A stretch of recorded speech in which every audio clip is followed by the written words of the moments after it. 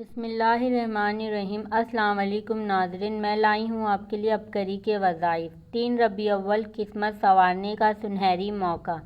بعض بزرگان دین سے منقول ہے کہ ربیع الاول کی تیسری شب کو نماز عشاء کے بعد 2 رکعت نماز نفل اس طرح سے پڑھیں کہ ہر رکعت میں سورہ فاتحہ کے بعد 1 بار آیت الکرسی اور 3 بار سورہ طٰہٰ اور سورہ یاسین پڑھیں۔ اگر سورہ طٰہٰ اور سورہ یاسین زبانی یاد نہ ہو تو صرف آیت الکرسی پڑھ لیں اور نماز کے بعد دیکھ کر یہ صورتیں پڑھ لیں۔ عمل مکمل ہونے کے بعد ان نوافل کا ثواب حضور صلی اللہ علیہ وسلم کی خدمت اقدس میں تحفۃً و ہدیہ پیش کر دیں اور دعا کریں، انشاءاللہ دینی و دنیاوی تمام حاجات پوری ہوں گی۔